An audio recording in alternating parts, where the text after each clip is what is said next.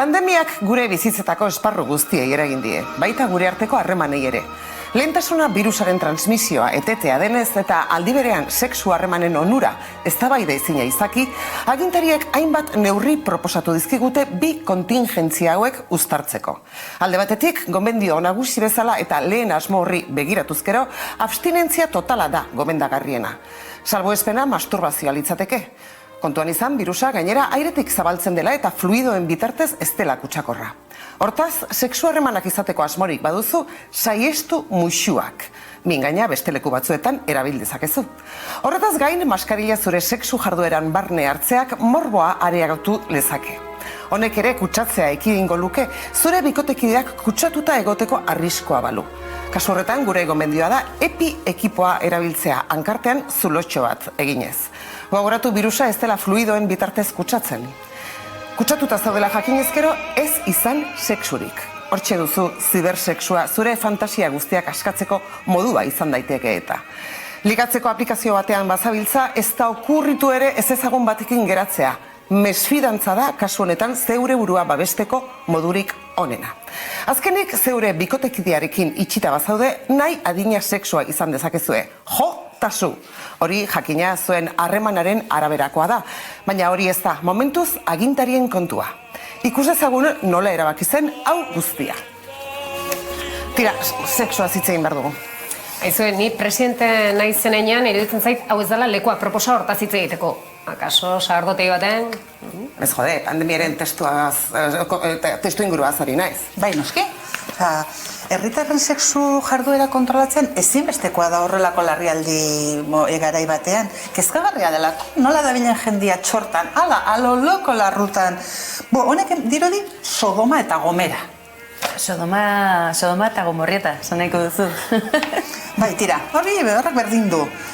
Neurriak hartu beharko genituzke ja, Bai, egia da globalizazioak euskaldunon libertinajea ere ekarri duela. Ez dugu euskaldunak ematen. Plan magistrala da, pandemia itzaki hartuta, esango diogu nola eraman bere bizitza sexuala. Eta ze proposatzen duzue? Abstinentzia? Zer diozu, beste sexurik ere ez? Bai, jenkoak ala egin duzigun, kristoa gara, ez? Edo ez gera, sexurik gabeko gizartean bizi behar dugu berriro? Errepresioa ez da bidea. Nola ez ez? Errepresioa beti izan da bide bakarra. Tira, ez dakit. Eta erdibide bat aurkituko bagenu? Zer? Masturbazioa gomendatu? Esate baterako, bai. Esan dutena nik, Sodoma eta Gomera. Gomorrieta. Bestalde, EPI ekipoen salmentak bera egin du eta asteko datu ekonomiko kezkagarriena da. Orduan presidentena izanez eta EPIen salmentak berakada nabarmena egin duenez, esan dezakegu EPIa jantzita izugarrizko sexua izan dezaketela. Maizu plana dela esan genezake, izan ere, ekonomia salbatu eta zergatik ez, pandemiaren edapena kontrolatu. A ber, baina sexua EPI ekiporekin nola ba? Ni ez nago ados, baina zulotxo bat eginez maskarillari? Ados, zulotxoa. Aizu eta zenbateko diametrokoa?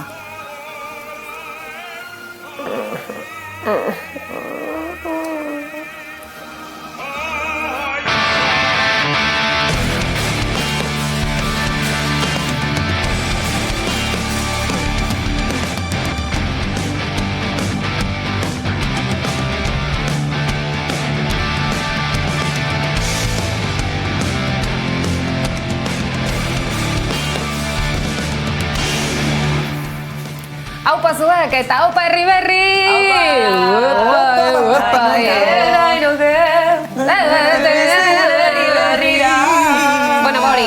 Hasi garela gaur ere. Nafarra goikoek zer? Herri berrira gaztelua, ze politiak pelikulak ere grabatzen dituztela han, denetarik merezi du herri berri.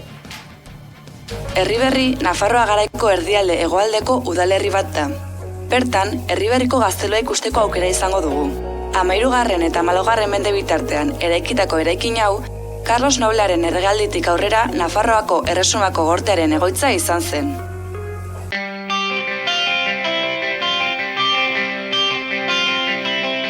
Egun argia gaurkoan, zein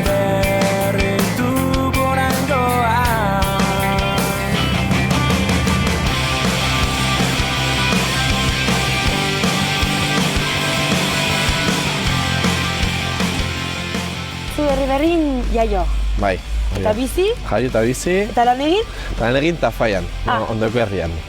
Egia da dagoela esaten dela... Hau, pixka bat hor pikea, Erriberri eta Tafaian arren artean, baina beno, oza, pike ona, Nere ingurua, azitzen doa apia da. Ez dut parte hartu nahi, ez nago adon zertan. Gaztetilean, zeinotela honen gakoan, nahikoa da. Hemen gaude Gazteluko plazan, ez? Bai, beti eta nik ere Gaztelu deitzen diogu inorez jauregia. Jauregia da, egia da. Errege jauregia. Jakin askotan ezin eskoa dela. Biarra dugu urniz jositen gola. Haude, horita escape roomean, el destino del reino. El destino del reino. Zabatzeko bai. Eta zu, gaztea honekin, azalduko didazu, escape room bat, lehenago, zer da escape room bat? Bestaldetek Euskal Herriaren boroz, ez akorde horek. Eta aste honetan ere hilberria izan dugu Karmele Ayerbe. Esan da, ez da, leku guztietan euskaltzale, feminista, kulturtzale, borrokalari amurratu, ezkerra abertzaleko kide. Zer esan Karmele Ayerbeetaz miren? Emakume handi bat joan zaigula sahatzak loratu diren garaia honetan, Karmele denek horrelaxe irudikatzen degula, ez? Emakume bat loratua, ez? Beti zeukana babeserako keinu bat, ez? Atzo berrian asko aipatzen zuten, bi eskuekin hartzen zizun aurpegia eta muxu ematen zizun fuerte. Egoera edozein zena, zelarik ere beti ematen zizun indarra, eta orduan, asko aipatu dute, ez? Irriparrea, ez da? Bere irriparrea, nik ez dut gogoan, argazkiren bat ikusiet, baina ez dut gogoan, Karmele irriparrea hori gabe. Bai, hori denak esan dute, ez? Ikastola nola sortu zuen, oraindik titulurik ez zuenean ere ikastolaren ardura nola hartu zuen berak, bere militantziarekin nola uztartu zuen beti, ez? Irakasle izate hori, eta jubilatzearekin batera gaixotu zen, koinziditu genuen gainera tratamenduan eta horrela garai beretsuan tokatu zitzaigun, eta nik orduan bai ikusi nun Karmele oso makal, baina orduan ere borroka izan haua zeukana, eta nik uste dut Karmelek hori, ez? Osea, maitasun izugarria, herri honekiko, euskararekiko, gizarte hobe bat sinisten zuen posible zela eta borrokatu egin behar zela eta hori transmititzen zuen, eta hori dena borrokaren bitartez egin behar zela sinistuta zegoen. Bai, hori da hor ikusten genuen, entzuten genuen ezalile bat, guazen ikustean minutu batean Karmele Ayerbe. Lili bat hartu eta ozto erantzi eta arek zu ere amets eta arek zu ere erantzi eta ozto hartu lili bat eta ozto hartu lili bat eta arek zu ere amets. Gauza bat, gauza asko aitortu diazizkiokegu Karmeleri baino bat, eta nire ustez oso garrantzitsua dena, ez da? Inorrek ez esatea ezer txarrik zutaz, eta inbeste, zuk esan duzu miren, zenbat maite zuen Euskal Herria, ez da? Eta Euskal Herria barneratzen zuen dena, baino zenbat maite izan dugu ere Karmele? Bai, nik uste dut hori ere oso orokorra dela, ez? Azkeneko urteetan galdu xamarra zegoen, ez? Bere gaitzak nolapait etxera sartu zuelako, baina Karmele ez zuen faltatzen inon, eta hori denak maite genuen asko zuen emateko, asko ematen zuen, hainbeste eman zuen, ezin dugula ahaztu, ez? Borroka horretan, emandako borroka horretan, zazpialdiz atxilotu izan zela, espetxea ezagutu zuela eta torturatua izan zela. Eta ezinbestean, igandean gure artean torturaren aurkako eguna izaki, ezinbestean gogoratu behar dugu Karmeleri beste batzuri gertatu zaien gauza bera gertatu zaiela, ez? Torturatua izan zen, eta handik urte batzutara minbizia garatu du. Jose Mari Torrealdaiek esaten zuen beha ziurtzegoela, bere minbizia tortura haiek eragindako minak egin ziola. Nik ezin dut burutik kendu. Bai, zenbat aldiz gainera, ez da, lotu da bata bestearekin, izan ere badauka zer esana, ez da, zenbat eta zenbat atxilotuak izan direnak, torturatuak izan direnak, kartzelan egon direnak eta daudenak, zenbat eta zenbat minbiziarekin jota, ez da estatistika normal bat, ez da kopuru normal bat, ez da zer esana badauka eta nondik norakoa ere. Bai, traumarekin lotuta, ez? Trauma orok sortu dezake eta pentsatzen dut torturatua izatea trauma handia dela, ez? Ez bakarrik, pairatzen dezun kalte fisikoagatik, baizik eta psikologikoki uzten, batez ere psikologikoki uzten dizun ondorioagatik, ez. Zuk esan bezala gainera, miren, igandean torturaren aurkako eguna izan zen, eta gogoan izan behar ez da, Jose Arregi erail zutena, torturatua izan ostean hainbat egunez erail zutena, 40 urte, jada, eta oraindik ere hori egia argitu gabe. Oraindik ere jakin gabe benetan nor zer gertatu zen, Stalina izan zuten, baina pixkanaka agertzen da. Eta bueno, pixkat honen harira ere egiari zorrek ekimen hau egin du.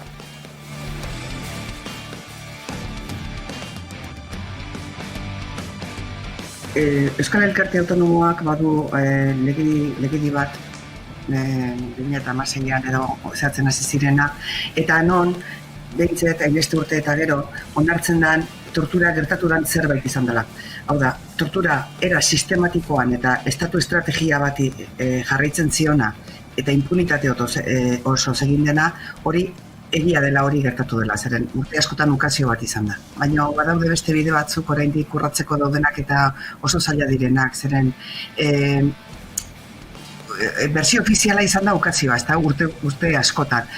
Eta beste bide judizial batzuk ikusteko beste zenbat batetiken zenbat arduradun dauden, zenbat erantzule dauden, hoiei justizia aurrera eramateko ez daude bidek oraindik. Hortxe egiari zorrek egindako ekimena, baina pixka tortan ari ginen, ez da?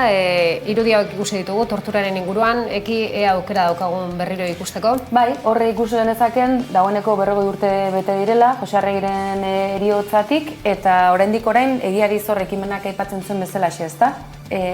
Zenbat argitzeke, ikertzeke, aitortzeke eta kasu askotan erreparatzeke gertatzen dena da, ikusten dugun bezalaxe, halako egoera lazgarriak pasatako herritar asko, Jose Arregiren kasuan basatiki torturatu ostean ere hil zelako, eta beste askok, urten Podemos ere, heriotza ere, egin batean zerikusia izango duelako, halako trauma gogor baten ondoren datorren heriotza izanik. Eta hori egia esan da, 40 urte pasata, ahaztu ezin da utzi berreko kontu bat da, zalantzari gabe, eta egia da, hilberriak gogoan ekartzea ondo dagoela, akaso Karmela Ierbek utzitako ondarea aipatu delako unotan, ez? Euskaltzaletasuna, kulturgintza, emakume, feminista, mugimendu batean ala bestean izan, ahaztu ezina delako, ez? Frankismoaren ondorengo Euskal Herri horretako emakumea izan dela, militantea kasu honetan ezker abertzalekoa, beste hainbat emakume militante izan direlako, ez?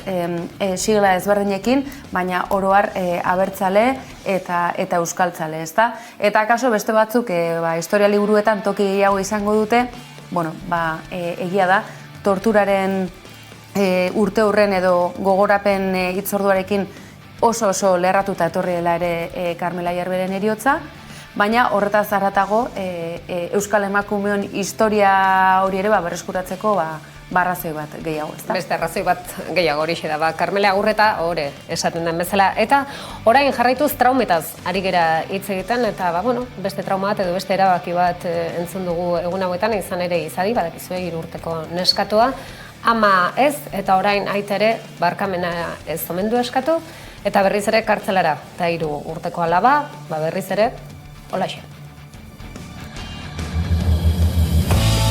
Kaixo lagunok, izari naiz, 2 urte eta ere ditut. eta aitatxo eta amatxorekin Madrilgo espetxe batean bizi naiz. 2019an jaio nintzen Barentzean, eta iazko udaberrian Madrilera ekarri gintuzten. Geroztik, COVID-aren rollo hau dela eta urte eta erdi baino gehiago pasa dut kalera atera ezinik. Oso pozik bizi naizen den, gurasoekin, jolasten eta bihurrikarriak egiten, baina hau dena hormigoia denez, faltan botatzen dut ere lehen egiten nuen bezala, nire ingurukoak besarkatzea eta haiekin kalera ateratzea, beste ume batzuekin jolasteko, parkera ateratzeko, belarra eta ari aukitzeko, animaliak ikusteko.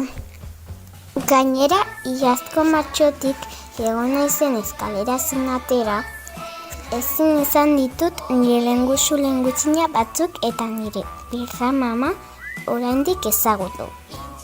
Badut gogoa eta itsasoa lehengoz ikusteko, mendira joateko, hainbeste gauza ezin izan ditudana oraindik ikusi. Eta desiatzen nago ere nire herri izango diren burlata eta algota ezagutzeko. Gogoa dut nire urtebetetzea iristeko, baina aldi berean ez dut denbora pasatzea nahi. Badakidalako egun horretan bertan amatxo eta aitatxoren besoetatik hartu eta haiengandik urrunduko nautela. Ez naiz amarengandik bereiztu jaio nintzenetik, eta badakit oso triste egongo naizela Euskal Herrian amatxo gabe. Aitatxo laster aterako da, baina gauzak aldatzen ez badira, gero 10 urte bete arte egon beharko dut nik ere motxiladun ume gisa bidai luzeak egiten, eta amatxo hilabetean behin bakarrik ikusten. Orain arte egunean 24 ordu egon naiz berarekin, eta gerora urtean 24 orduz ikusi ahalko dut bakarrik. Beldur naiz eta zuen laguntza eskertuko nike lagunok. Ea lortzen dugun aitatxo eta amatxo nirekin batera kalera ateratzea eta urtebetetze hori bizitzako zainena izan beharrean nire bizitzako politena izatea. Haiekin batera etxera etorrita, nire herriko parkeetan aitatxo eta amatxorekin batera eta zuekin batera. Parkeetan jolastu eta putzetan salto egiteko. Musu asko motxiladun ume guztiei arrangu ezetik. Lortuko dugu gure amatxo eta aitatxo guztiak etxera ekartzea. Musu bana, izadi.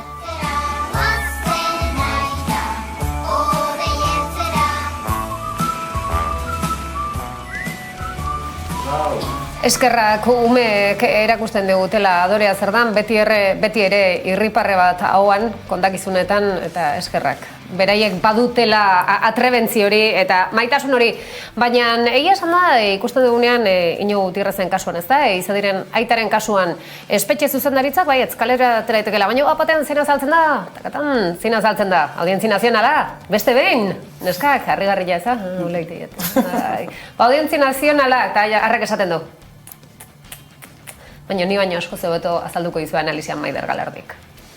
Gu gure buruan, imaginarioa pixkanaka aldatzen zaigu, presoen hurbilketa, gradu aldaketak, kalera irteteko baimenak, eta ikusten dugu hau ez dela guztiz horrela ez.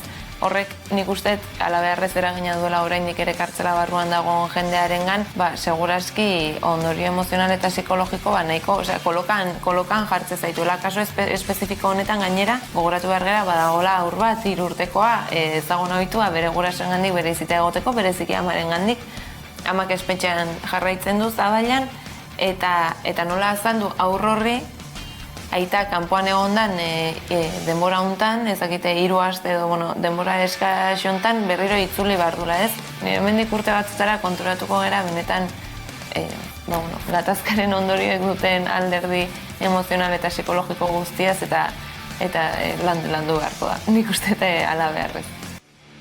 Eta orain berriz ere kultura arlotik joango gara eta aktualitatea ere pixka bat horren inguruan saltsan sartuko era, izan ere entzungo zenituzten edo ikusiko zenituzten Emma Thompsonek azkenak bota ditunak, pixka bat inguru giroan jartzeko zer esan du Emma Thompsonek? Bueno, Emma Thompson Berlinalera joan da, Berlingo zinemaldira, eta bertan ez dakit bere pelikularekin zer ikusia daukan gaiak edo, baina azken finean esan du emakumeok ez garela gauza ispilu batean gure burua begiratzeko ez zer sartu gabe, edo gure postura aldatu gabe, ez? Eta txikitatik erakutsi zaigula gure gorputza gorrotatzera, nola gait. Beti gara imperfektuak eta perfekzio horren bilaketan edo galtzen dugula gure burua, ez? Eta hori hola da, horrek ez dauka egia da zalantzarik, ez dago zalantzarik horren inguruan. Ez dugu gure gorputza maite, edo hori erakusten digute. Bera gainera esaten du, bueno, ikus dezagun ingles ez da baino lasai, ze bestela tesak botako dizuitzen. Certainly women have been brainwashed all our lives to hate our bodies. That's the fact of it. And everything that surrounds us reminds us how imperfect we are and everything is wrong with us. Everything is wrong. And you need to look like this. So you try standing in front of a mirror, take your clothes off and don't move. Don't go, just don't move. Just accept it and don't judge it. It's the hardest thing I've ever had to do. So, you know, I did something I've never done as an actor. I ever done, zailena egin duena, ispiluaren aurrean, eta emakume honek gauza zailak egingo zituen, besteak beste egin dituen pelikula antzerki eta abarregen, baina berarentza zailena hori ez da, ispiluaren aurrean geldirik. Hori, eta, bueno, zenbatetan gertatzen da ez pelikuletan, normalean ez da emakume heldu baten gorputza bere horretan ikusten.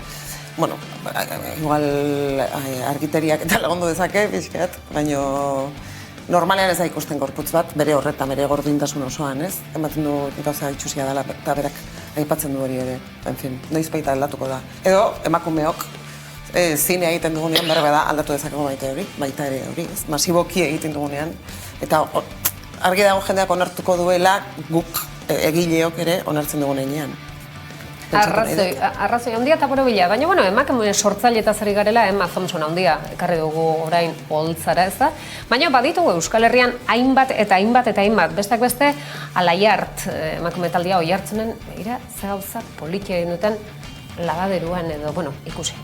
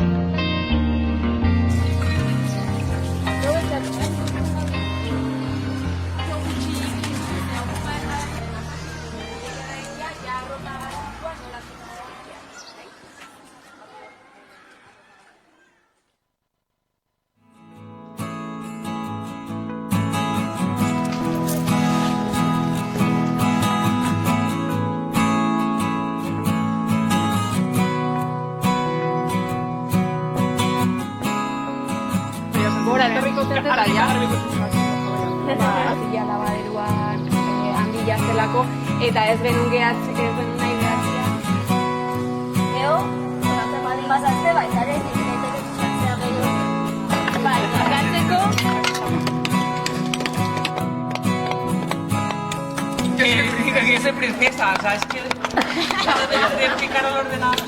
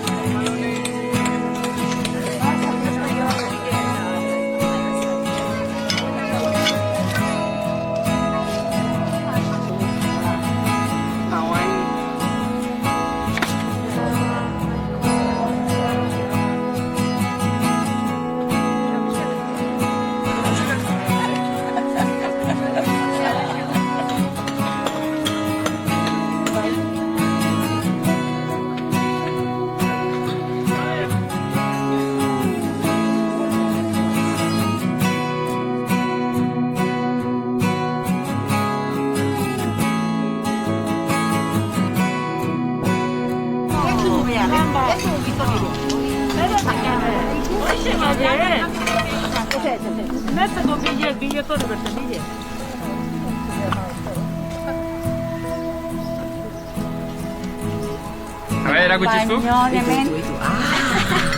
Begira, begira, begira.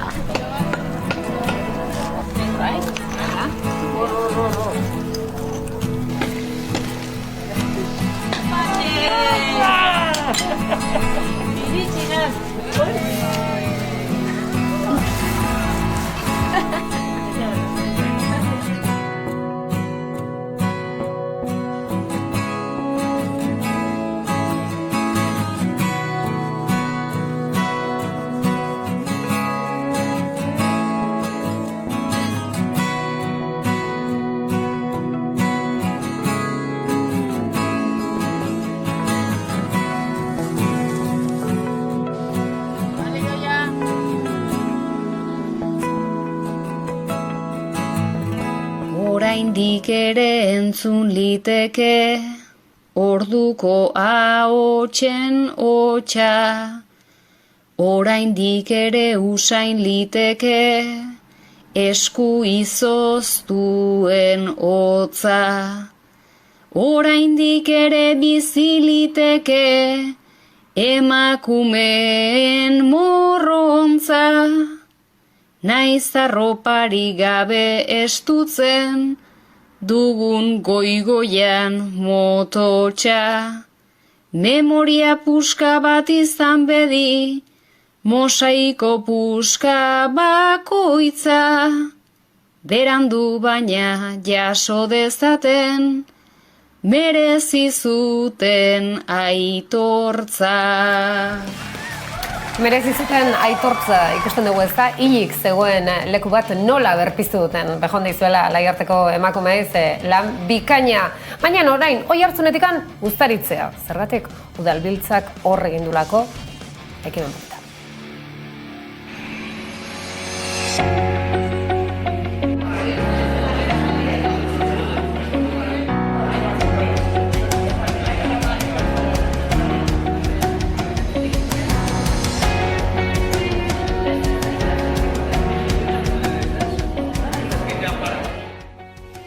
Zuek zarete Euskararen herria eraikitzeko ezinbestekoak ditugun agindunak. Eta denon artean lortu dugu benetan proiektu ezberdinak, bizitza bezala, guretik sortuakekoa. Eta era berezi batean lotu gaituen sare berezi.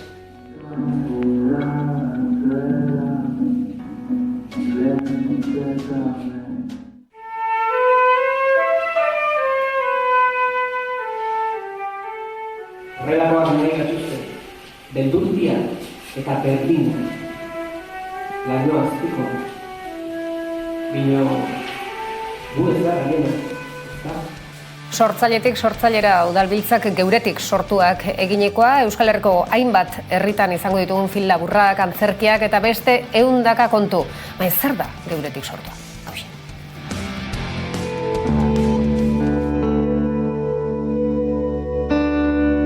Euretik sortuak udalbiltzak sortutako kultura proiektu bada. Euskal kultura eta euskal sortzaileak sustatzeko helburuarekin abiatu zen euskal kulturaren egoera larria zela ikusita, eta are gehiago COVID-19ak eragindako une honetan.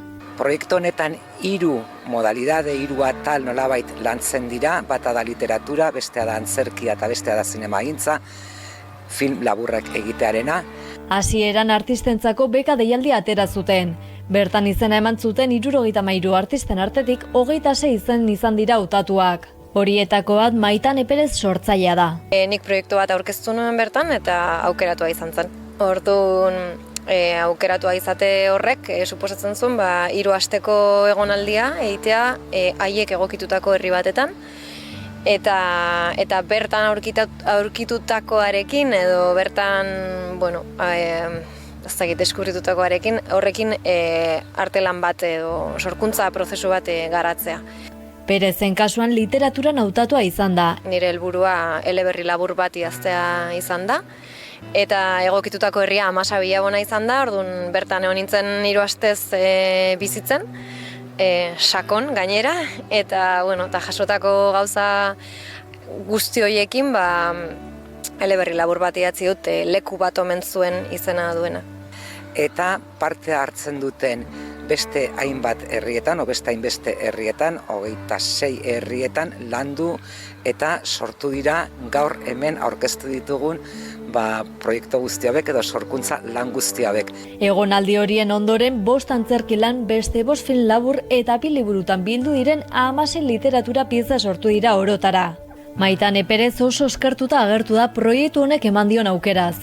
Oso pozik noski, niretzat iruditzen zait sekulako aukera dela, ze askotan, sorkuntza lanetan eta askotan sorkuntzari ematen diogun denbora oso laburra izaten da, askotan beti emaitzara goaz oso azkar, ni antzerkilaria naiz eta antzerkian ere beti gertan zaigu epeak dauzkagula, eta sorkuntza prozesuari horrelako garrantzia ematen dion proiektu bat oso eskertzekoa da.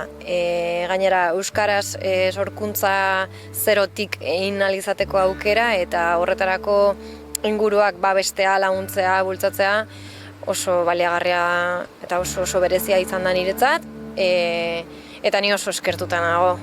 Eta orain, behin sorkuntza lan hauek eginda, herrietako egindako egonaldietan, orain hasiko da edo hasita dago jadanik, hauen erakustaldia eta ikusteko aukera. Herriz-herri izango da sormen lan guzti hauek parte hartu duten udalerri horietatik igaroz, eta beraz orain lan horien emaitza ikusteko garaia iritsi da.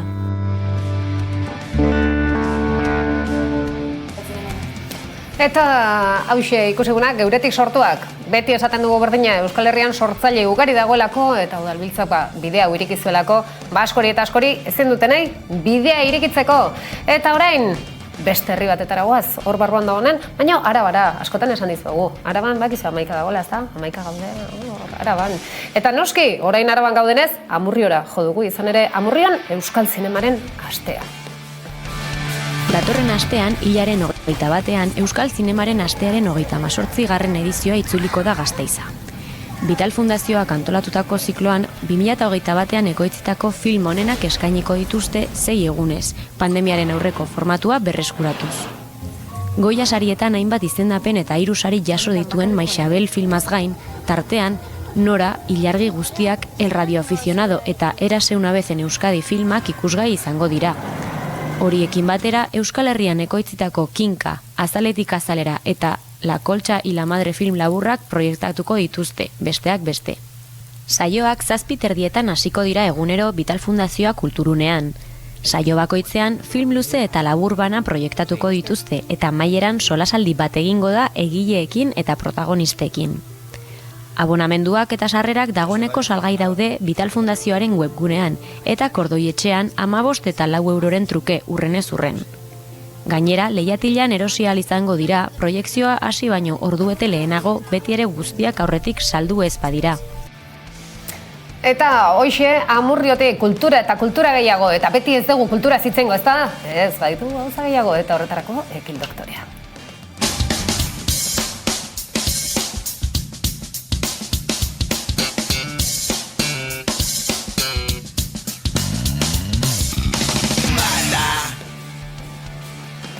Eta zertaz hitz egingo ote dizuegu gaur ez dago erraza, Hainbeste gauza eta tarte gutxirekin gatozenez zerbait kontatuko dizuegu. Eta zerbait kontatzen hasita, arabaz hitz egin dizuegu, mikroa ez dut joko barkatu, arabaz hitz egin dizuegu, araban segitu nahi dugu, aizue, ze poza Amurrioko gazteak kintuak ospatzen ikustea. Ikurrina berriz ere modan jarriko digute, Arabako gazteek mesedez eskerrik asko, hauxe da gure etorkizuna, herria bizirik dago.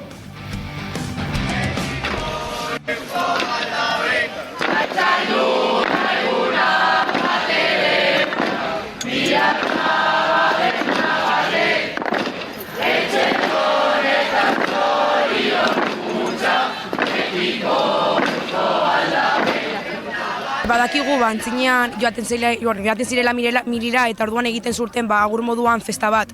Eta gaur egun tradizio bat bilakatu da eta orduan 18ak ospatzeko egiten dira.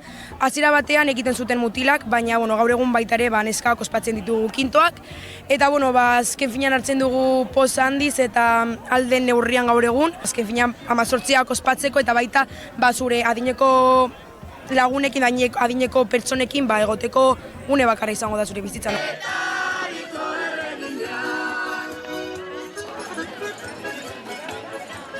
Azaroan edo, uste dut azaroan lehenengo bilerak eduki genituela, eta gero udaletzera joan ginen, eta entzaioak hasi genituen, porque Marcos, esango dugu, Marcos eskerrik asko entzaiatzagatik, lagundu egiten digu entzaio guztietan, eta berak erakasten dugu abestia, eta...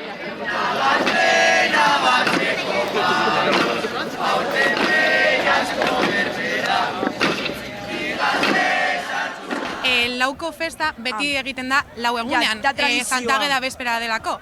Baina gero, gaurko eguna, 11, urte bakoitzak hautatzen du zer egunetan egin nahi duen. Eta gu gaur joan gara poligono guztietatik abesten, gero ikastetxe guztietara, eskualdeko ikastetxe guztietara, gero denok elkarrekin egon gara institutuan, eta orain abestuko dugu hemen guk enparantzan, eta gero daukagu... Gauean elektrotzaranga, erromeria, prestatu dugu. Eta, porque ez digute gehiago guztien.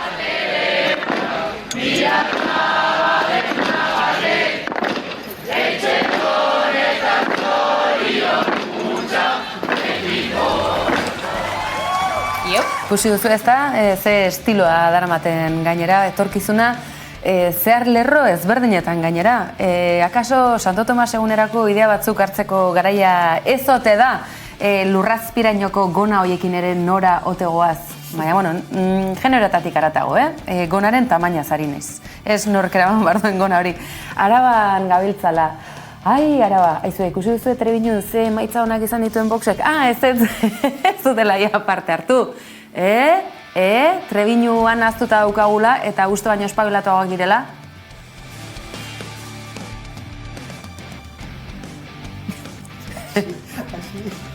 Interesado. Abstentzia. Ez da, hau? Bai, okerez banabil, 4.4 da irudi hau, eta nik berriz Amurriotik 4.2 esti lankidearen konexioaren berri nahi nuen izan, eta eskatuko den lankidei jartzeko favorez. Otsailaren 13an igandearekin izan dira Gaztela eta Leongo hauteskundeak, emaitza orokorretan PPk irabazi du, baina ultraeskuinaren babesa beharko du. Oso bestelakoak izan dira emaitzak Trebinun, izan ere abstentzio historikoa utzi dute enklabeko bi udalerrietan, hau da Trebiñuko konderrian eta Argantzonen, eta gainera Trebinuk Araban integratzeko prozesua bizi berritzeko abiatutako egitasmoarekin kointziditu dute hauteskunde hauek, eta agerian geratu da Trebiñarrek hauteskundeekiko duten interes falta. Hauteskunde autonomikoak udal hauteskundeetatik bereizita ospatu diren lehenaldian, Trebiñuko konderriko herritarren 74,11ak ez du bozkatu, eta Argantzonen abstentzioa 49,49%koa izan da. Hautetsontzietara deituta zeuden 1508 pertsonetatik, soilik 548 parte hartu dute. EAJak eta Bilduk gobernatutako bi udalerri horietan PSOE izan da irabazle, baina oso parte hartze baxuarekin.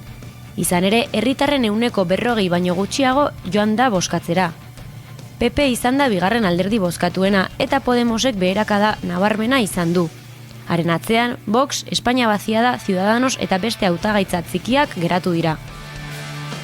Ikusi duzu ez da, datu festa hori eta barkamenak hemendik errealizaziora zerendik Vox ez nuen aipatu nahi, baina errazegi atera zait eta Vox entzun dutenean Twitterara joan dira, baina ez Twitteran Voxekoak direlako.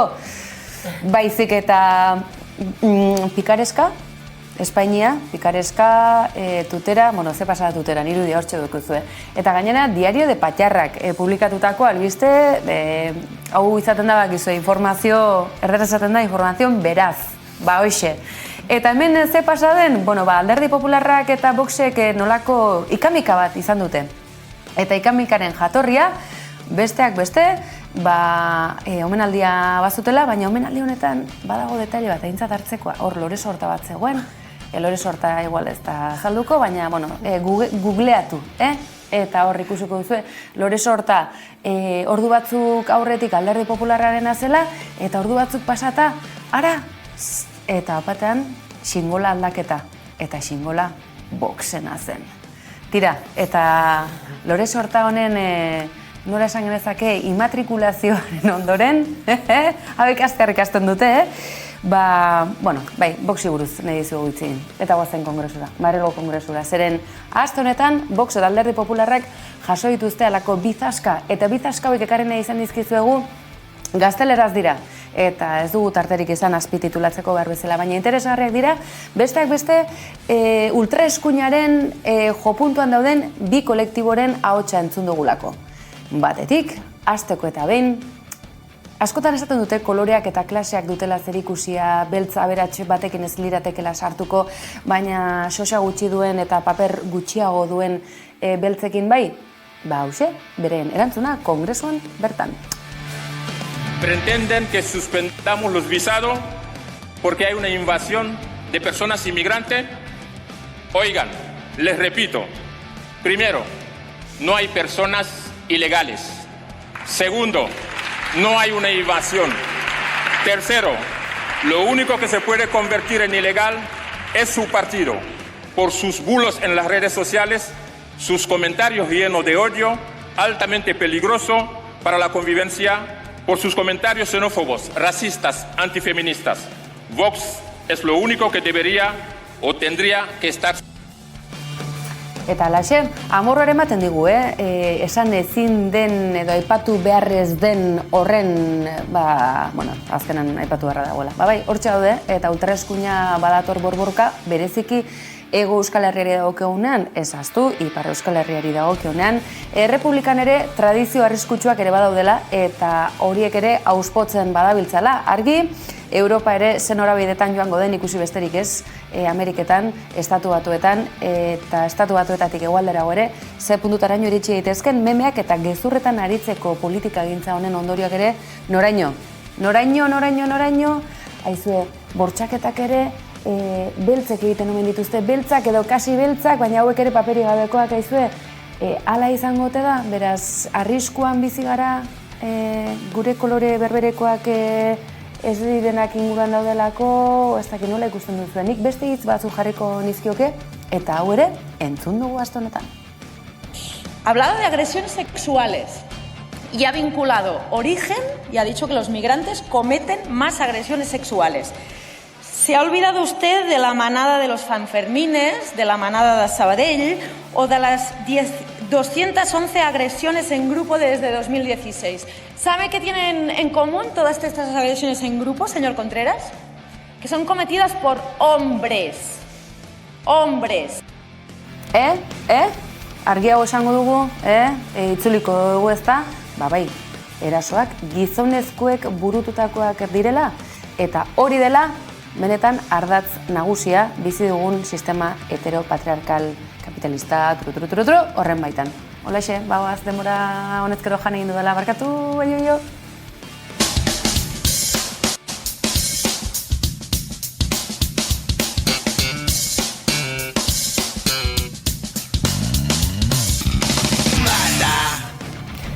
Eta gaur hasiko dugu emakume hartatz elkarrizketa serie batekin gaur emango diogu hasiera. Gaur izango dugu Izortze Santin Gomez. Bera emakume hau ikerlaria da eta orain pandemia garai hauetan ezaguna egin den emakumea. Beste hainbat bezala elkarrizketa saio batean izugarrizko emakumeak ekarreko dizkitzuegulako. Baina elkarrizketa honekin gero ja agurre esan behar dizuet, neskak. Gaur motzagoan oso elkarrizketa interesgarria dugulako ere, beraz. Aio, datorren azten inauteriak. Datorren azten inauteriak, taratatata, sorpresa zertaz jantziko geran. Bueno, ikusiko duzu, agian jantziko gara hemen ere, eta Izortze. Agurtze denoi.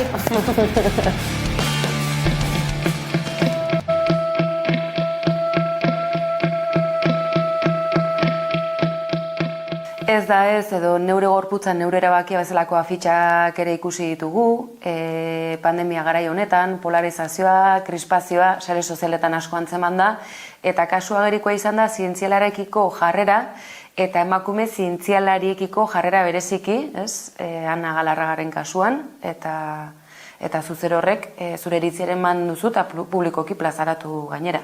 Bai, nik uste erabilpena egin dutela, ez? Erabildute, mugimendu feministak erabiltzen duen lelo bat, aldarrikapen bat, beraiek txertoen aurka daukaten postura nolabait justifikatzeko. Nik uste erabilpena ez dela egokia, ez? Bere ganatzen dute, berez mugimendu feministari dagokion lelo bat, aldarrikapen bat, zuk esaten duzun bezala, askatasunaren aldeko zerbait egingo balute bezala, ez?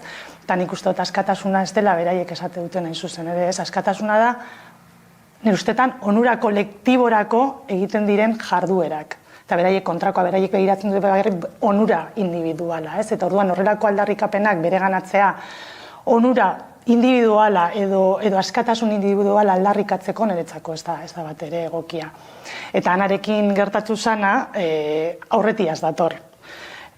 Momentu horretan erabili zuten bera erasotzeko, baina nik uste aldez aurretik ja nola baiteko arazoak zituztena Ana bezalako pertsonekin eta beste ikertzaile askorekin, beste ikertzaile asko ezetza eman dietelako ustezko zientzia inguruko eztabaidak egitera, ez? Ezetza eman zaie, azken finean egin izan dituzten eztabaidetan ikusielako erabat bideratuak zeudela, joaten zan zientzialaria ere kaina sartzeko eta inolako eztabaida zientifikoa ez egon horretan, ez? Eta nik ustetan Arekin hor zeukatela gordeta eta aitzakia erabili zutela berarekin sartzeko izan ere berari bidalitako mezuan hala esaten zioten, ez duzue gurekin ezabatu du nahi izan, orduan ez etorri orain ez ere esatera. Zentzu horretan, esan daiteke, sare sozialetan eztabaida eman dela, ez? Zaipatzen duzunen beraiek batzuk sailkatu daitezke negazionista bezala, badira mugimendu batzuk hori ukatzen dutenak eta aldiz eztabaidarik egon ez dela, ez? Argudiatzen dutenak nolabait ezin egona, haserrea, antolakundeak ere aurkeztu dira, bizitza plataforma bezalako antolakundeak. Garbi ez dagoena da, sareetan, ez, askotan anonimotasunetik sortu diren olatu edo esan dezagun jazarpenak ere momentu batzutan, eta kasu honetan Ana Galarragarena izan da. Zientzialariok oroar sentipen hori izan duzuela esan dezakegu?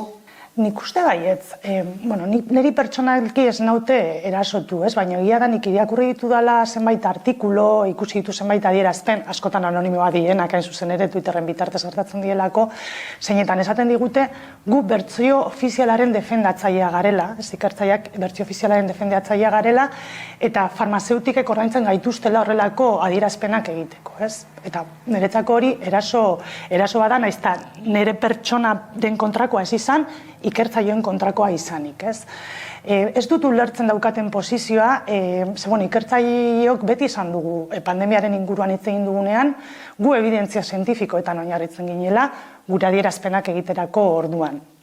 Baita ere, evidentzia zientifikoien inguruan gure iritzia eduki dezakegu eta askotan plazaratu izan ditugu, ez? Eta gu beti zuhurtziaz jokatu dugu. Osea, guk esan dugu momentu honetan jartzen ari den neurriak edo hartzen ari diren erabakiak zientifikoak edo antizientifikoak dira, ez?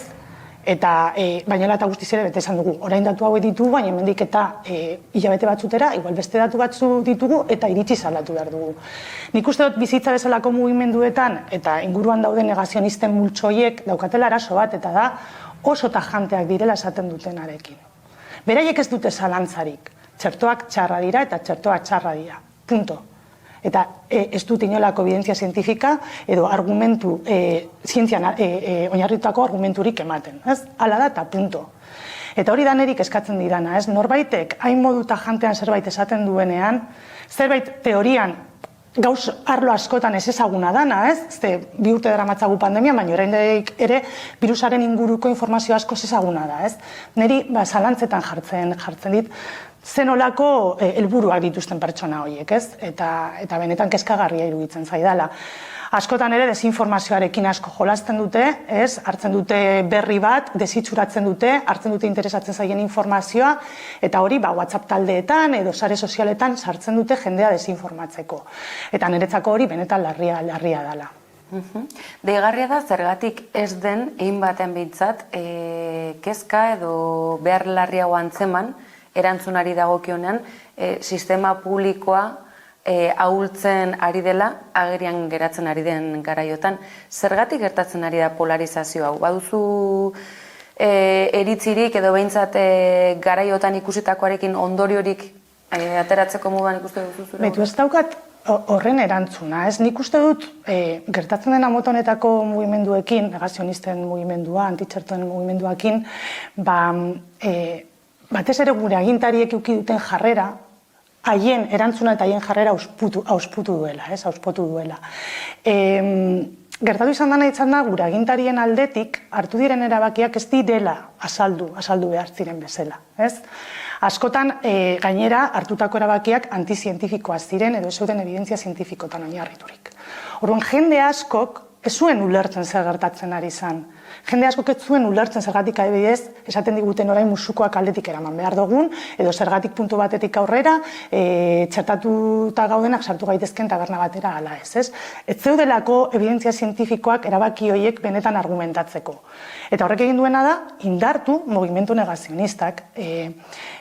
Mugimendu negazionista horiek ikusita ematen ziren mezu kontrajarriak, indarra hartzen joan dira, hasiera batean gutxi batzu ziren, baina jende asko sentimen berdinak zeukatenak eta ikusten zutenak gure agintariak nora ezean zijoaztela, batu dira mugimendu horretara, Eta horrek bai egin duela polarizazioa.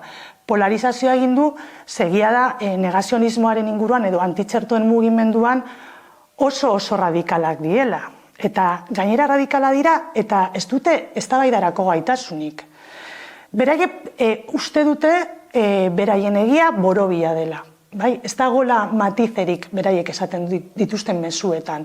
Eta zu argumentuekin saiatzen zarenean egi borobilori, beraiek daukaten egi borobilori deseustatzen edo apurtzen, beraiek itzia dira. Ez dute kapazidaderik besteak esaten ari diona ulertzeko. Egia da ere, mugimendu horretan mota askotako pertsona daudela, eta badaudela pertsonak benetan uste dutenak, COVID pasaportea bezalako neurriekin, beraien askatasuna mugatzen ari dela, eta horren kontra posizionatu dira, naiz eta txertoen kontrakoa ez izan, edo naiz eta negazionistak ez izan.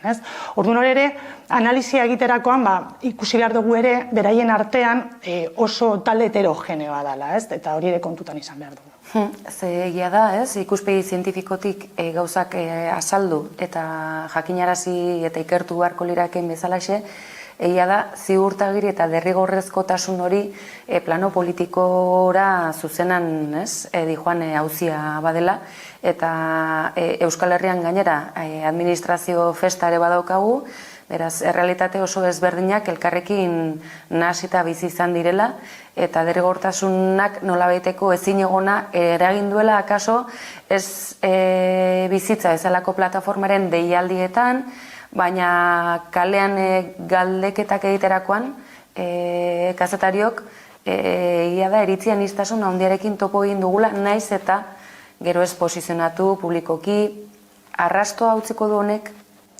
Utziko du, arrakala ikaragarria sortu du pasaportearen aferak, alde daudenak gutxi dira, nik uste dut oro har, eta kontran gaudenok asko gara, ez? Batzuk kontran daude arrazoi batzuengatik, beste batzuk beste batzuengatik. Ez ni adibidez ez naiz pasaportearen aldekoa, uste dudalako evidentzia zientifikoek esate dutela ez duelako transmisioa eteteko balio. Beraiek saldu ziguten transmisioa eteteko neurri bat bezala, eta ditugun datuek esate dute txertatutakoek eta txertatu gabekoek berdin transmititzen dugu virusa. Beraz, dauka inolako zentzurik mota honetako muga jartzea, tabernetara edo diskoteketara sartzeko, ez? Bizitzan inguruan mugitu den jendea beste arrazoi batzu dituzte.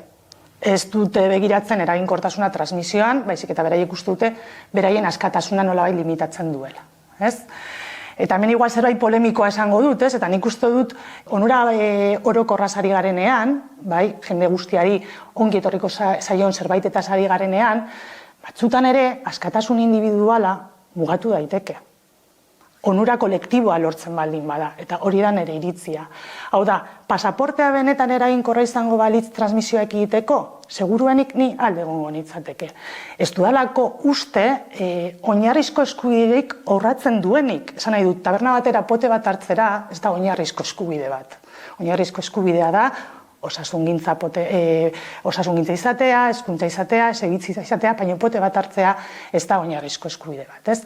Orduan batzutan neurriak, nahiz eta askatasuna individuala pixka limitatu, onura kolektiboa ekarri behar baduten ikuste dut onak diela, ez? Eta orduan, hor, azkenean pasaportearen kontra biltzen garenok, oso ikuspuntu ezberdinetatik biltzen gara, ez? Batzuk gauza batzuengatik eta beste batzuk beste gauza batzuengatik. Baina egia da, hor eztabaida asko polarizatu dela, batez ere sare sozialetan kristolako eztabaida gondala, eta sortu dan arrakala jendartearen artean, hemendik eta denbora labur edo ertainera konpontzea, kostatuko zaigula, ez? Bai, egia da gainera, akaso ostalaritzarekin lotu den auzi bat izan dela behin eta berriz, baina akaso ez da behar bezain beste aintzat hartu, ez? Kirol jarduera, kultur jarduera asko, ez? Asko lotu izan delako aixiarekin eta adintarte batekin. Egia da adintarte konkretu batzui dagokienean gizonezkoak direla, ez? Ostalaritzaren konsumitzaile nagusiak, baina agian gehiago dira adintarte batean emakumeak esaterako, ez? Bestelako kultur jarduera kontsumitu izan dituztenak. Hor, uste duzu ez dela gehiegi zentratu auzi hau ostalaritzaren goraberekin eta akaso kultur osasuna, kirol jarduerekin lotutako osasuna, zalantzan jarri dela, ez dakit hori nola ikusten duzu?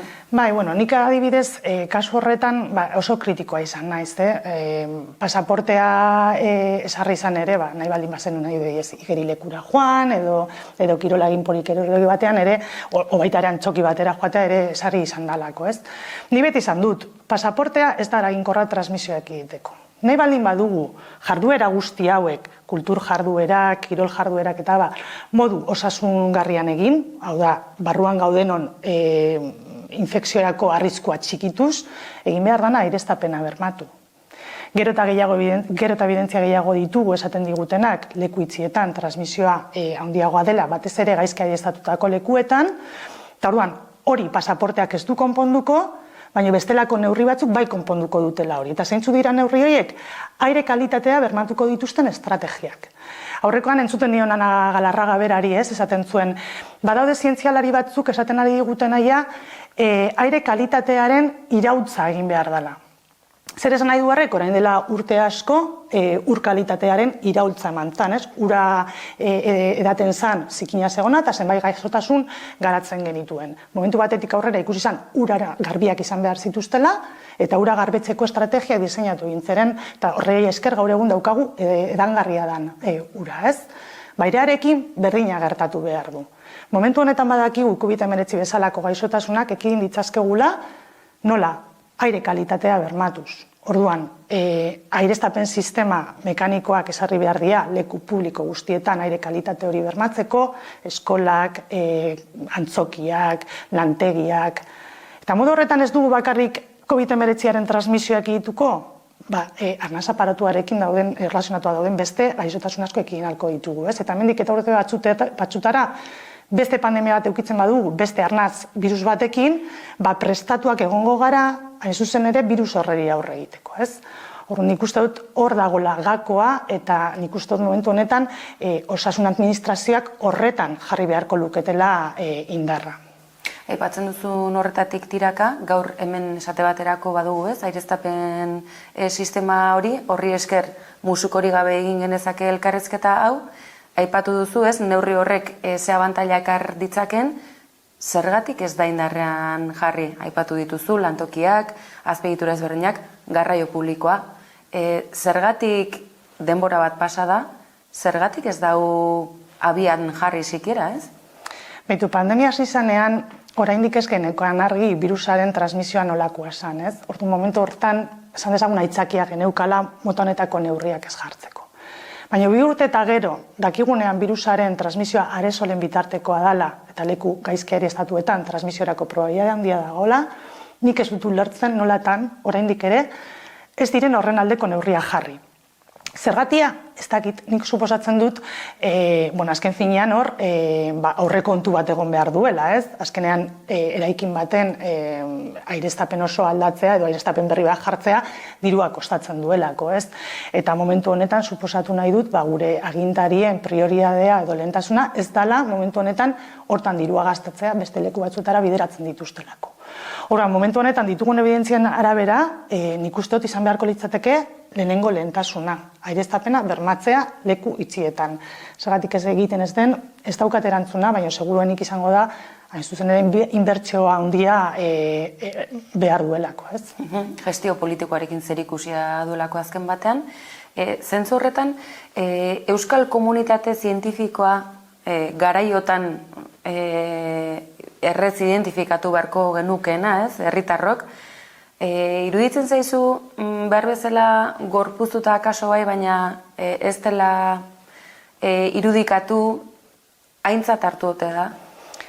Bueno, ni daukat inpresioa euskal zientzialariok jendarteak orain ezagutzen gaitula. Gauza batengatik edo bestegatik, komunikabideetan agertu gara eta dibugaltzeko esfortzua egin dugu. Uste genuelako benetan, agintariek egiten entzuten lana guk egin behar genuela. Jendearen pixkat, jendearen pertzepzioa pandemiari dagokionan eta hartzen ari ziren neurrien inguruan, informatua izan behar zuelako. Azken finean, guk erabaki bat edo beste hartzeko informatuak egon behar gara. Orduan, nik uste horretan protagonismoa hartu dugula zientzialariak eta jendartearen aldetik nabaritzen dugu eskertzen digutela izan ere, ez?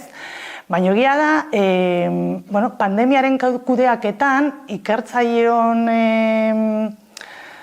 lana ez dela eskatu, esan nahi dut. Hemen herri honetan dauzkagu potentziala handia daukaten ikertzaileak, epidemiologoak, medikuak, zientzia sozialetan adituak. Pandemiaren ertz ezberdinetan gomendioak eman altzituztenak, ez? Eta egia da, gure agintarien aldetik ez dela zientzialarien komisio bat sortu. Pandemiaren kudeaketa une oro politikarien esku egonda, eta politikari horiek aholkatzen dituzten aholkularien esku. Eta hain zuzen ere, horregatik, pandemia zehar hartu diren zenbait neurri antizientifikoak izan dira. Ez zirelako zientzian oinarritzen, baizik eta neurri politikoetan hartzen zirelako, edo interes politikoen arabera hartzen zirelako. Orduan, alde horretatik guk bai pentsatzen dugu, eta hori gure artean askotan hitz egin dugu, ez dela aintzat hartu gure iritzia, ez dela aintzat hartu gu eduki dezakegun esperientzia, oso lagungarria izan ziteken hain zuzen ere pandemiari aurre egiteko. Eta iruditzen zaizu, aurrera begira, aintzat hartuko dela, ez du itxurarik, ez da? Ez du itxurarik, ez du itxurarik jarraitu dute berdinean, eta agian oker nago, eta mendik hilabete batzuetara, sortzen dute batzorde bat, zientifikoz osatuta, zientzialariez osatuta, etorri daitezkeen erronkei, beste pandemiei aurre egiteko. Baina momentu honetan ez dauka itxura horrelako ezer egingo dutenik. Deigarria delako, sistema publikoak edo gobernantzan ardura duten postuetan aintzat hartu etzaituztela, baina eraberean herritarrei nolabaiteko azalpena eman beharrean aritu zaretela, zeuen burua horretara ere ikusi duzuela, eta gainera bukatu duzuela izaten nolabaiteko frontis bat, egiten ari zen gestioa kasi defendatzen ariko bazinate bezalaxe. Bueno, kasu batzuetan bai egia da, kudeaketa defendatu dugula, ez? Txertoen kasuan, zientzialari gehienok ikusita zeuden datuak txertoen alde agertu garelako, ez? Baina nik uste dut ere oso kritikoak izan garela kudeaketarekin, hain zuzen ere esaten dudanagatik, ez? Hartu diren erabaki asko ez zeudelako evidentzia zientifikotan oinarrituta. Daukagu COVID pasaportearen adibidea, baina daukagu musukoen adibidea, eta daukagu beste hainbat adibide.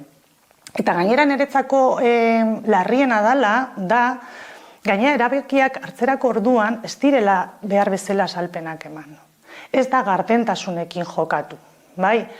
Saltzen ari ziguten, batez ere azkenengo olatuan, transmisioa eteteko neurriak hartzen ari zirela, aforoa jeitzi, tabernak eta jatetxeak ordu batetan itzi, eta abar, baina realitatea egiten ari zirena, zan transmisio deskontrolatu bat sustatu. Benetan, ez direlako hartu, lehen aipatzen ditugun neurri eraginkorrak hartu. Orduan, ez da bakarrik gu kritikatu dugula nola kudeatu den, baina oso kritikoa gara ere egindan komunikazioarekin. Uste dut jendartea ez dela informatu behartzan bezala, ez? Eta guk hartu behar izan dugula paper hori, informatzaileen papera. Batzutan bai, egiten zan kudeaketaren aldekoak, zenbait kasutan gutxitan esango nukenik, eta gehienetan oso kritikoak izan gara egindan kudeaketarekin, uste genuelako ez zelako zientzian oinarritzen. Kritikotasun horretan, lehen aipatzen izuna zen gehien bat, nahiz eta ez izan oro defendatzaile zenbaitzuk horretan jarri zaituztetelako. Kritikak horregatik jaso dituzuela eta kasi frontis bezala bilakatu zaretela ez, zientziaren eta ikerkuntzaren da divulgazioaren posizioan aintzat hartu beharrean, gestioarekin zuzenean lotuz, hain zuzen ere gertatzen ari etzen unean. Hala ere galdetu nahi nizuke, gestioaz ari gada, hemen Jaurlaritzaren gestioa izan da gehien bat, nahiz eta udalek ere zerikusia izan duten, Nafarroako Foru Gobernua, Ipar Euskal Herrian bestelako administrazio antolaketa, Madrildik zetorren kudeaketa, Komisio Interterritorialak, badago nonbait eredurik gauzak modu esan dezagun hobe batean edo behintzat eredu izan daitekenik badago herrialderen bat nonbaiten ondo egin dute? Badaude herrialdeak ondo egin dutenak, ez? Badaude herrialdeak ondo egin dutena batez ere asialdean, ez? Egia da asialdean ere zenbait kasutan, igual askatasuna gehiegi mugatu izan dutela pandemiaren kontrola izateko, ez? Baina estatu Espainiarrean bertan baditugu adibideak, Asturias daukagu, Kantabria daukagu, zeinetan badauden batzordea zientifikoez osatuak, eta izan ere, Euskal Herrian pasaportea sartzen zen bitartean, Asturias bezalako herrialdetan aireztapena sustatzen zuten eta laguntzak ematen zituzten aireztapena sustatzeko, ez? Orduan, kudeaketaren adibide honak egon badaude. Zergatik ez ditugu bereganatu, hori izango litzateke galdera, ez? Ikusita beste herrialde batzuetan bazeudela zenbait neurri funtzionatzen zutenak, zergatik ez ditugu guk horiek ezarri gure herrian, ez? Ez daukat horren erantzunarez, nik uste dut bide berdinetik dijoala, ez? Azkenean hor kudeaketa egin dutenak, oreka bat bilatu behar izan dute, ez? Virusaren transmisioa edo pandemiaren kontrola, ekonomia gehiegi kaltetu gabe, eta beraien burua, beraien partidu politikoa, ere gehiegi kaltetu gabe. Eta oreka hori mantentzea oso zaila da, eta nik uste dut hortik datorrela arazoa. Bizipen hauek, egin batean lehen aldian geratzen joango dira, aipatu dituzu, aurrera begira, behintzat neurriak aplikatuko badira, COVID-aren garapenari eta aurrerago etor daiteken bestelako gaitzei aurre egiteko hobekiago prestatuta egongo gara. Zurrekin konfiantzaz adierazten duzu hori, nabarmentzen duzu hori? Jo, ditugun datu guztiekin ez bagaude gehiago beto prestatuta, ez dakit zer esan. Esan nahi dut, datu pila daude, ikaragarrizko iraultza eman da ikerketa lanetan, ikerkuntzan egin diren aurrerapenetan, orduan, datuak hor daude. Baina datu horiek analizatu eta datu horien arabera diseinatu behar dira estrategiak, ez? Orduan, prestatuago gaude? Bai. Hortaz aprobetsatuko gara? Ez dakit. Ikusi beharko dugu zer gertatzen den, ez? Argi dago orain dakigula, orain 2 urte baino askoz gehiago, prestatuago gaude ere gaixotasun berari aurre egiteko, txertoak, medikamentu berriak, birusaren transmisioaren kontrolerako neurriak zeintzu diren badakigu, etorkizunean etorriko diren pandemiei begira ere, nik uste dut ditugun datuak erabilgarriak izan daitezkela, baina horretarako esan daiteke bolundadea behar dela, ez? Osea, datuak hartu, analizatu, eta horren arabera estrategia diseinatzeko nahi izan behar duzu. Orduan hori da falta dana jakitea, ez? Benetanea gure agintariek lan hori egiteko pres ote dauden ala ez. Ze beharko luke euskal komunitate zientifikoak ez egoteko agintean dagoenaren mende? Ze bestela gertatutakoa berriz gerta daiteke. Noranzko batean, bestean, badago modurik. Ze premia izan ditzake zentzu horretan komunitate zientifikoak? Bueno, nik uste dut balorean jarri behar dutela herri honetan dagoen komunitate zientifikoa, ez? Eta komunitate zientifikoa hitz egiten dugunean oso zabala da, lehen aipatu dudan bezala ditugu ikertzaileak ikerkuntza zentruetan, unibertsitatean, biomedikuntzan adituak, epidemiologian adituak, gizarte zientzietan adituak, ekonomian adituak. Horiek elkartu, komisio bat egin, eta saiatu plan bat diseinatzen etorri daitezkeen pandemia aurre egiteko, eta bukatu ez dan pandemia oneri aurre egiteko ere, ez? Hor behar dena da, hori, nolabait, nahia behar da, ez? Eta gu gure aldetik prest gaude laguntzeko. Gu prest gaude laguntzeko, gure pandemian zehar eduki dugun jarrera izan ere laguntzekoa izan da. Une oro, datuak analizatzen, jendea informatzen, eta aukera eduki dugunean ere, estrategia diseinatu egin ditugu, ez? Gogorazi nahi dut, orain dela hilabete batzuk, ikertzaile talde bat bildu egin zala, COVID-19aren liburu zuria diseinatzeko. Eta COVID-19aren liburu zurian, aztertzen zen egoera, eta egoerari ezberdinetatik aurre egiteko zenbait estrategia diseinatzen ziren edo azaltzen ziren, ez? Eta hor kriston esfortzua egon zen, esaten duan bezala ikertzaile mota ezberdina zeuden.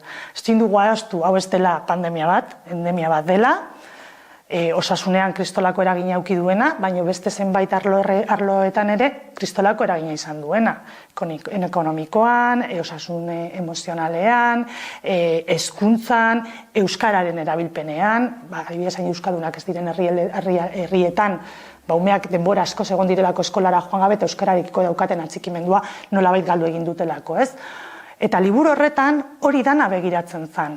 Hori da oinarri primerakoa, hain zuzen ere, aurrerantzean gobernuek egin dezaketen estrategiak diseinatzeko. Eta hori da guk egin dugun ekarpena, eta prest gaude, hemendik eta hurrengo hilabetetan ere, erlazio hori mantentzeko eta horretan lanean aritzeko, ez? Baina, ikusi beharko dugu, beraiek ere, intentzio berdina dakaten ana, ez? Hori galdetu nahi nizun, ze batzorde batek erantzun dakioke egoera zehatz bati, behar bati, baina akaso prebentzioari eta ahaztu gabe klima krisia tartean dagoela, airearen kalitatea badela auzi kritiko bat, akaso bestelako iraunkortasun bat izan beharko luke komunitate zientifikoak gure bizikalitateari egin beharko lukeen jarraipena galdera zabalean dijoa. Nik uste dut baietz, komunitate zientifikoak asko dauka emateko. Azkenean komunitate zientifikoak dauka jakintza, erronkei eta arasoi barkatu aurre egiteko. Orduan, beharrezkoa da iraunkortasun bat. Lehena izaten nuen, hitz egiten dugu, etorriko da beste pandemia bat.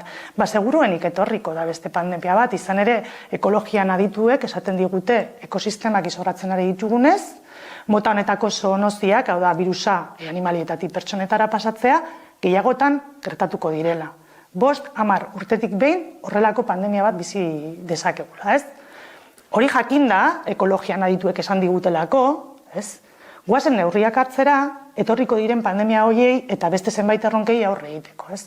Eta zentzu horretan ikuste dut, batzorde iraunkorrak existitzea, ideien elkartrukea ziurtatuko dituztenak, ez? Eta lan koordinatua ziurtatuko dituztenak ezinbesteko garrantzia dakatela, benetan, aurregin nahi badiegu, etorkizunean eukiko ditugu erronka guztiei, osasun erronkei, erronka ekonomikoi, eta bar, ez?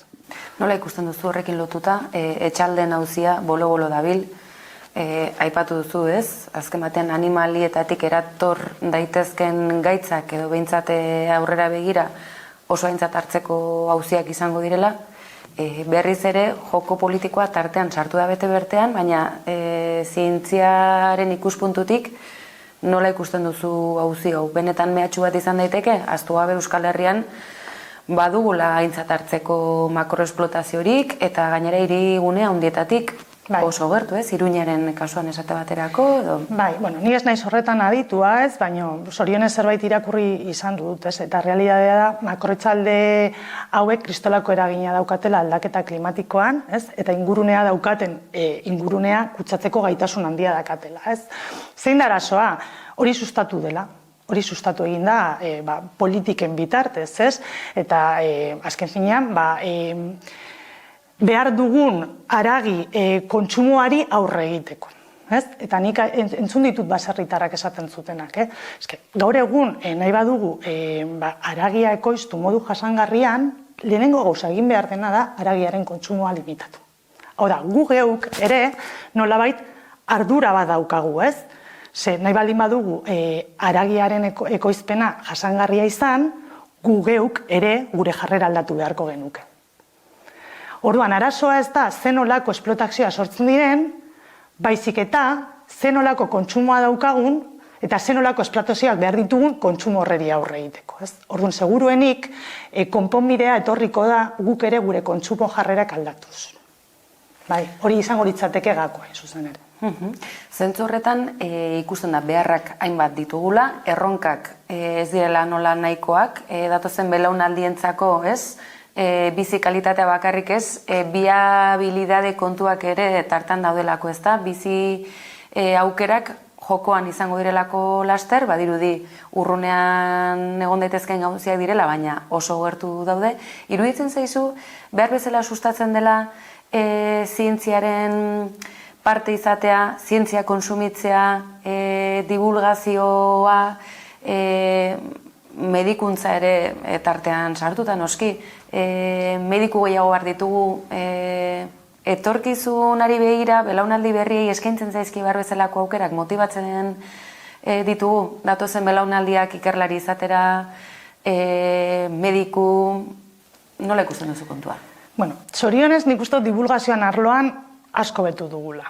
Asko betu dugu, orain dela nik zehakit 10 urte, ikustea programak telebistan zientziari buruz hitz egiten zutenak, edo ikustea orain berehala orain otsaiaren 11 banago oker emakumeetan neska zientzialarien eguna da, eta ikusten du emakume zientzialari asko leku batetik bestera dijoaztela zuzen ere, neskei eta emakumei esan ez, zientzialari izan ezkero hor aukera daukazu, orduan ikustot arde horretatik asko betu dugula, baina ikustot askoz gehiago betu behar dugula, ez? Benetan nahi badugu gazteenengan zientziarako grina hori piztu, askoz informazio gehiago helarazi behar diegu, ez? Karrera horien edo ibilbide horien konplexotasuna azalduz, baina baita ere esan ez zenolako onurak ekartzen dituen mota honetako karrera bat egitea, ez? Azken finean, mota ezberdinetako lanak egiten dituzulako, eta zuk egiten duzuneko lana gero jendartearen onura erakarri dezakeelako, ez? Orduan, nik uste hobetu dugula, baina oraindik ere lan asko dagoela egiteko alde horretatik. Eta kaso baldintzak ere duinagoak eskaini, ezta? Ze badirudi zientzialari izatea dela ibilbide luzeko, kostosoa dena, ekonomikoki oso estu ibiltzekoa, eta medikuntzan ere antzerako gauzak erantzuten dira. Badirudi sektore pribatua dela, ez, baldintzak eskaintzen dituena, ez baldin bada atzerrira, baita ere bestelako sektore pribatuetan aritzeko. Badago, IES hori bertako kapital, zientzialaren kapitala galtzen ari gara, hori egia da? Ari gara, bai. Azken finean ikerkuntzari bederatzen den aurrekontua ez da nahikoa. Ditugun erronka guztia aurre egiteko. Ikertzaile gazteenen lan baldintzak oso prekarioa dira, beste arlo askotan ikusten dugun bezala, eta askotan ikasle asko erabakitzen dutenak karrera zientifiko bat izatea erdibidean geratzen dira, baldintzak ez direlako onak, presio handiak dituztelako, eta baita ikusten dutelako behin karreraren bukaerara iritsita, o beraien formakuntzaren bukaerara iritsita, gero ez da gola ezer, esan bezala, atzerrira joan behar dutela, hemen ez daudelako lanpostu nahikoa sortzen diren ikertzaile guztiei lanpostu bat emateko. Orduan argi dago, gobernuek esfortzu bat egin behar dutela ikerkuntzan diru gehiago sartzeko, batez ere, eta hori ere pandemia zehar ikusi delako, oinarrizko ikerkuntzan inbertitzen duzuna, gero jendartearen onura bilakatuko da, diru publiko pila bat bideratu zen, adibidez txertoak egiteko. Egia da, farmazeutikek kristolako dirutza egiten adien, baina realitatea da, diru publiko horrekin garatu diren txertoak gaur egun bizitza zabatzen ari dituztela, eta hori realitatea bada. Orduan, azken finean, ikerkuntzan eta zientzian inbertitzea, etorkizun hobe bat izateko aukera ematen du. Eta nik uste dut bide horretan gobernuek esfortzu handiagoa egin beharko luketela. Txerto hori Euskal Herrian garatu, produzitzeko aukerarik izan da inoiz? Ez da egon. Esan daiteke, zentzu horretan ez garela buru jabeak. Baditugu ikerkuntza zentru oso onak, eta pandemiari aurre egiteko zenbait asmak izungoazen esatera sortu izan diela, adibidez antigorputzen neurketarako kitak, gauza oso txikia gero egia esan da, igual erabilgarritasun handia auki ez dutenak, ez garakua, argi eta garbi, eta bide horretan ere bide asko daukagu egiteko, Imaginatu zer izango zen pandemia hau, Euskal Herrian gai izan bagina, gure txerto propioa izateko, gure txerto propioa garatzeko.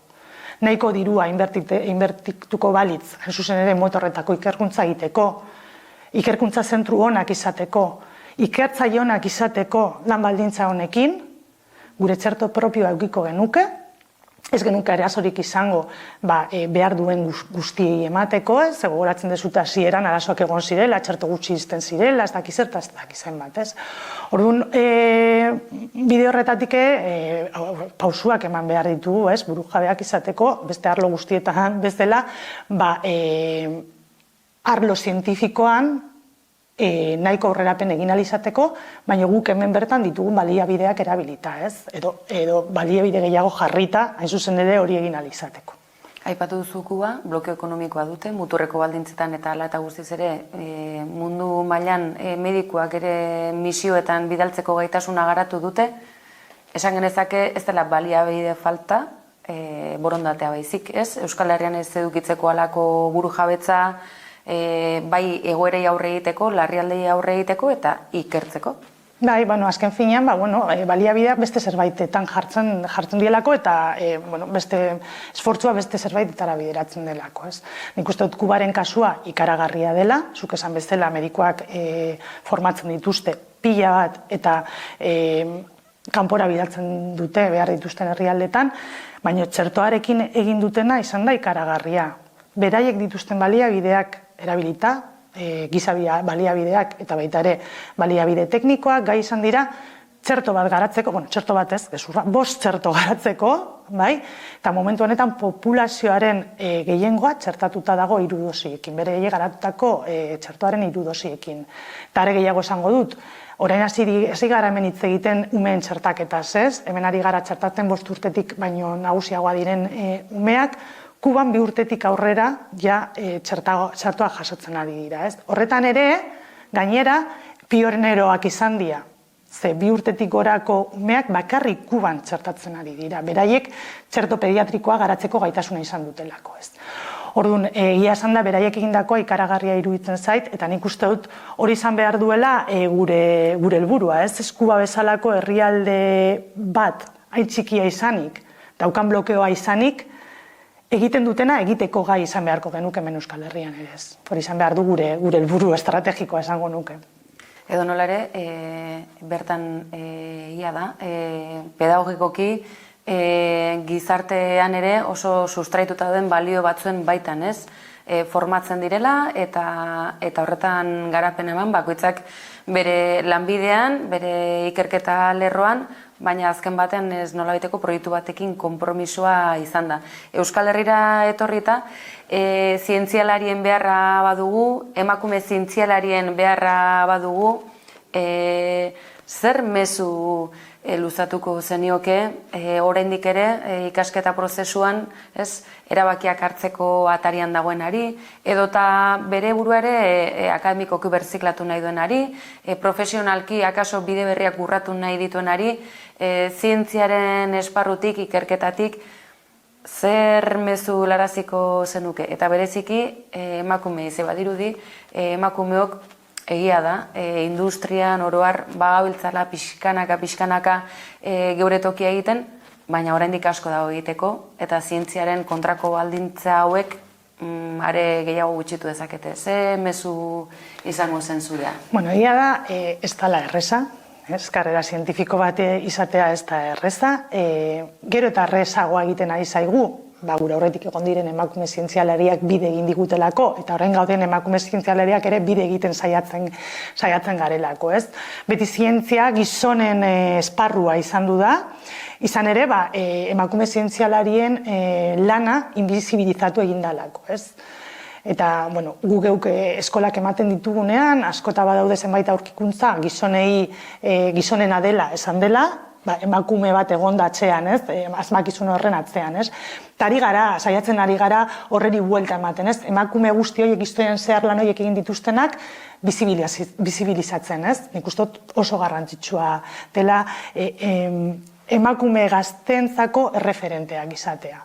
Erreferenteak historian zehar, baina baita ere gaur egun erreferenteak izatea emakume ikertzaileak, eta etorkizuneko erreferenteak sortzen joatea poliki-poliki, ez?